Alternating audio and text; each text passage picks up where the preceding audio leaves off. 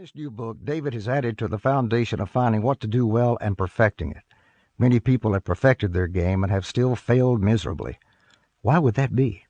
If you can hit the shot and make it repeat, you've got the tiger by the tail, don't you? If you're strong and organized in your thinking, the answer is usually yes. But there are so many of us who get right to the edge of the plane, knowing it's time to go for the gusto and jump, and we freeze at the door. We can't move, can't breathe, and the rest of the jump squad goes by, leaving us behind because of our fear. First of all, it's understandable.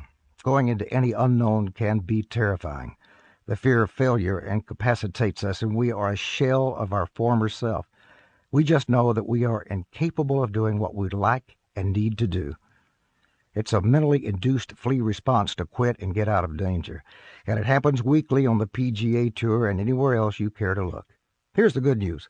Dr. Cook has written a book for all the people who just can't get out of their own way and are consistently their own worst enemy on the golf course. His mental checklist says, see it, feel it, trust it. His foundation is rhythm and balance and patience.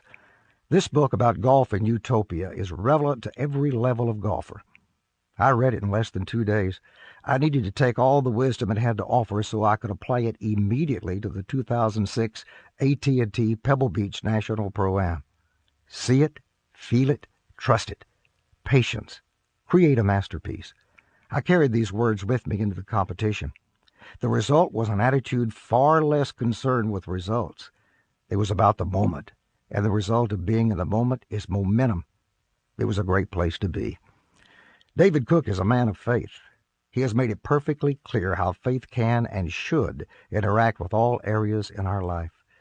From healing broken relationships, to seeing yourself in the right way, to being there for someone in need. Although a book about golf, the strongest part of the book may be the words about forgiveness and mercy and grace.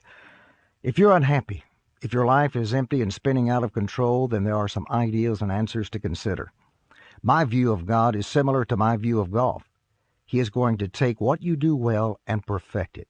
He's going to perform open-heart surgery on matters of deep character and turn a curse or a difficulty into a blessing. The bottom line, whether in golf or in life, it's time to get out of your own way and let the real you shine. If you read this book, I can assure you that we'll finish it in a different person than when you started. Find out what you do well and perfect it, and most of all, do it with character. Only you know your character, the person you see when you look into the mirror. Your reputation is who people think you are. Don't confuse the two. Dr. David Cook is a man of character. I have learned from him, and you will too. Tom Lehman. Introduction by Dr. David Cook. You never really know when you might meet someone who will change your life. More importantly, you never know when your influence might change another life. This book is about influence. It's about a man who lived in a simple place, but had extraordinary insight. He also had something else on his side. He had time to invest himself in the life of another who was lost on his journey. This story is based on the thousands of athletes and performers I have counseled and the great mentors and teachers from whom I have learned.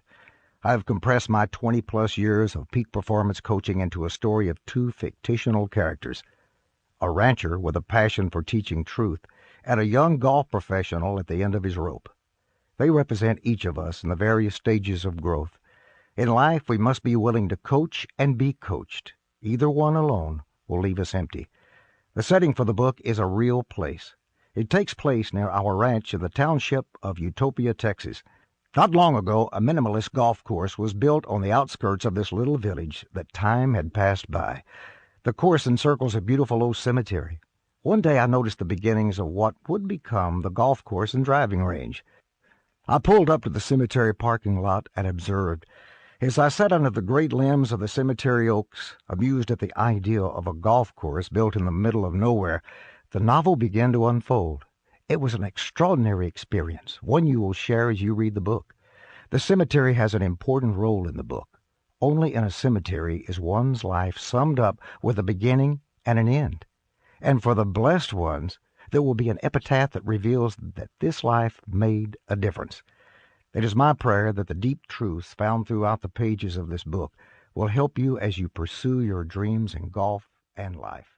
Enjoy.